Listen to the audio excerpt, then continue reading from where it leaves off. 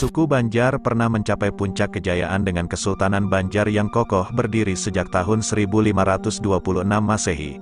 Namun, sebelum kedatangan pengaruh Islam yang melahirkan kesultanan ini, catatan sejarah panjang suku Banjar dimulai dari masa Hindu-Buddha, ditandai dengan berdirinya Candi Laras dan Candi Agung. Kesultanan Banjar adalah penutup dari sejumlah kerajaan di Kalimantan Selatan pada masa sebelumnya. Kerajaan pertama yang menjadi cikal bakal Kesultanan Banjar adalah Kerajaan Nan Sarunai.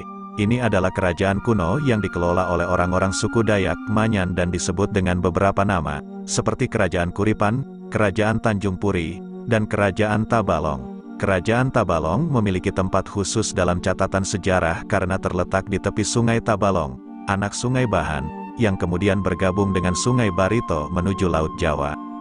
Namun, pendapat berbeda muncul, yang mengklaim bahwa Kerajaan Tanjung Puri adalah entitas yang berbeda dengan Kerajaan Nan Sarunai. Menurut pendapat ini, Kerajaan Tanjung Puri bukanlah pemerintahan yang dikelola oleh suku Dayak Manyan, melainkan oleh orang-orang Melayu Palembang yang melarikan diri dari Kerajaan Sriwijaya. Versi ini juga menyatakan bahwa Kerajaan Nan Sarunai dan Kerajaan Tanjung Puri beroperasi pada periode dan wilayah yang sama, meskipun administratif saat ini memisahkan mereka menjadi kabupaten yang berbeda. Nama Sarunai sendiri memiliki makna yang menarik. Beberapa teori menyatakan bahwa itu bisa mengacu pada kemasyhuran suku Dayak Manyan pada masa lalu. Ada juga pendapat lain yang mengklaim bahwa Sarunai berasal dari nama alat musik seruling yang memiliki 7 lubang. Alat musik ini sering dimainkan oleh orang-orang suku Dayak Manyan sebagai pengiring tarian dan nyanyian. Konon, raja dan rakyat Kerajaan Nan Sarunai sangat gemar menari dan bernyanyi. Periode pemerintahan di Asia Tenggara umumnya berkembang dalam 3 fase: negara suku, negara awal, dan negara kerajaan. Kerajaan Nan Sarunai memiliki peran penting dalam fase negara suku dalam konteks sejarah Banjar. Ini mengimplikasikan bahwa pemerintahan ini terdiri dari satu etnis dan mengikuti tradisi yang diwariskan dari generasi ke generasi. Keterhubungan Kerajaan Nan Sarunai dengan suku Dayak Manyan membuatnya menjadi fondasi awal bagi beberapa pemerintahan masa berikutnya, seperti Kerajaan Negara Dipa, Kerajaan Negara Daha, hingga Kesultanan Banjar. Suku Dayak Manyan adalah salah satu subsuku Dayak tertua di Borneo, termasuk dalam rumpun Otdanum yang juga dikenal sebagai Dayak Ngaju. Awalnya, mereka mendiami tepi Sungai Barito bagian timur, menjadi kelompok Barito Timur. Namun, mereka juga terkenal sebagai pelaut yang tangguh. Bahkan, pada sekitar tahun 600 Masehi, mereka diduga sampai ke Madagaskar, pulau di pesisir timur Afrika. Bahasa orang Madagaskar dan bahasa orang Manyan memiliki persamaan, menunjukkan pencapaian luar biasa suku Dayak Manyan. Namun, ketangguhan mereka sebagai pelaut mulai berkurang karena pendangkalan lingkungan maritim mereka. Wilayah pesisir tempat mereka hidup berubah menjadi daratan, memicu migrasi suku Dayak Manyan. Tujuan migrasi mereka disebut sebagai Pulau Hujung Tanah atau Tanjung Negara dalam berbagai catatan sejarah. Tempat-tempat seperti Amuntai dan Tanjung, yang kini terletak di Kalimantan Selatan, diyakini sebagai bekas wilayah Pulau Hujung Tanah dan menjadi tempat berdirinya Kerajaan Nan Sarunai. Dengan ini, Kesultanan Banjar dan sejarah suku Banjar menggambarkan perjalanan yang luar biasa, dimulai dari akar suku Dayak Manyan hingga puncak kemegahan kesultanan. Jejak sejarah ini mencerminkan ketahanan, pencapaian, dan transformasi yang mengesankan dari suatu etnis yang kaya akan budaya dan sejarah. Selama ini, kita hanya memiliki sedikit referensi ilmiah yang membahas secara memadai sejarah Kerajaan Nan Sarunai, mengingat usia kerajaan ini yang sangat tua. Informasi yang kita miliki terutama bersumber dari cerita lisan yang terdokumentasikan dalam Hikayat Banjar. Sejarah Indonesia, pada umumnya, sering diceritakan melalui historiografi tradisional seperti babat, hikayat, atau cerita rakyat. Namun, historiografi tradisional cenderung bersifat etnosentris, rajasentris, dan antroposentris, sehingga membatasi sudut pandang sejarah. Hikayat Banjar, yang panjangnya mencapai 4.787 baris atau 120 halaman, sebagian besar fokus pada kerajaan-kerajaan setelah era Kerajaan Nan Sarunai, seperti Kerajaan Negara Dipa, Kerajaan Negara Daha, dan Kesultanan Banjar.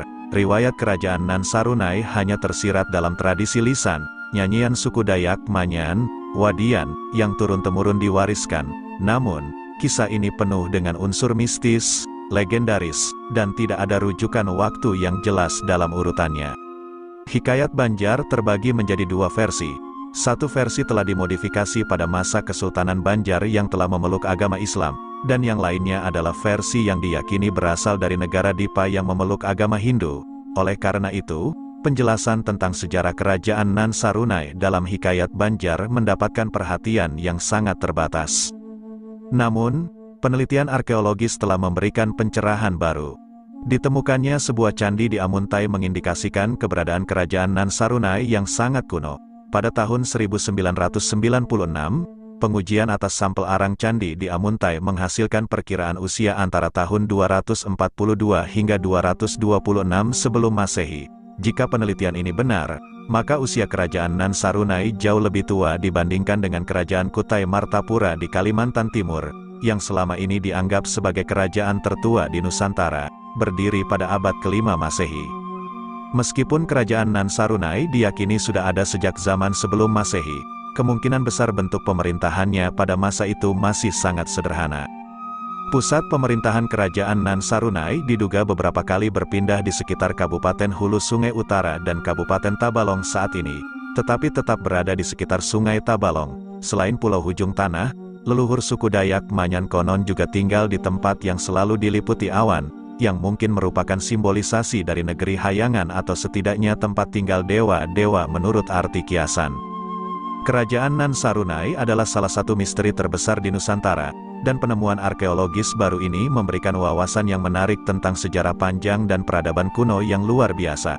Mungkin saja ada lebih banyak lagi yang dapat kita pelajari tentang kerajaan Nan Sarunai dan peranannya dalam membentuk sejarah awal Indonesia yang begitu kaya dan kompleks. Dalam gelapnya sejarah, kerajaan Nan Sarunai muncul sebagai titik terang yang merayakan kedamaian dan kesederhanaan dalam sistem pemerintahannya. Meskipun masih banyak misteri yang menyelubungi kerajaan ini, kita dapat merenungkan bagaimana suatu masyarakat dapat hidup secara harmonis tanpa kompleksitas birokrasi modern.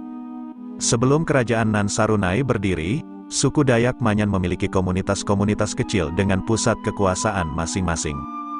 Namun, suatu saat, komunitas-komunitas ini bersatu dan membentuk negara suku yang dikenal sebagai Kerajaan Nan Sarunai. Sistem pemerintahan Kerajaan Nan Sarunai dapat digambarkan sebagai primitif, dalam arti positif. Di sini, tidak ada birokrasi kompleks atau staf administrasi yang ditemukan dalam struktur pemerintahan. Masyarakat Manyan hidup harmonis berdasarkan aturan adat yang memuat hukum tradisional dan larangan-larangan. Hubungan dalam Kerajaan Nan Sarunai sangat erat, mengikuti jalinan kekeluargaan genealogis yang disebut Ipulaksanai, yang berarti bersambung usus. Ini mencerminkan ikatan saudara atau kerabat, yang membuat Kerajaan Nan Sarunai berperan sebagai media untuk kepentingan rakyatnya. Kekeluargaan adalah pondasi penting dalam hubungan interpersonal di kerajaan ini, dengan raja tetap memiliki otoritas tertinggi sebagai kepala suku dan pemerintahan. Otoritas tradisional yang diterapkan di Kerajaan Nan Sarunai adalah patriarki, yang dikelola oleh individu tertentu yang memiliki warisan kewenangan. Pemimpin Kerajaan Nan Sarunai menjalankan pemerintahan dari sebuah rumah panjang bertipe rumah panggung yang dikenal sebagai rumah betang, atau rumah lamin.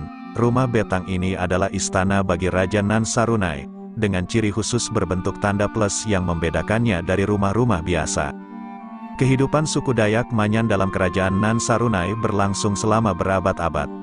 Selama ribuan tahun, sistem pemerintahan mereka tetap sederhana. Namun, pada tahun 1309 Masehi, Kerajaan Nan Sarunai mengalami perubahan signifikan di bawah kepemimpinan Raja Raden Japutra Layar. Sistem pemerintahan, termasuk pemberian gelar kehormatan, mulai dipengaruhi oleh tradisi dari Kerajaan Majapahit. Gelar Raden diberikan hanya kepada raja, sementara bangsawan lainnya memakai gelar seperti Patih, Uria, Damong, Patinggi, Datu, dan sebagainya.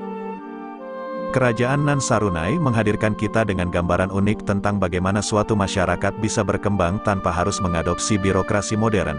Meskipun sederhana, sistem ini membuktikan bahwa harmoni dan kesejahteraan dapat dicapai melalui hubungan yang erat dan penghargaan terhadap tradisi.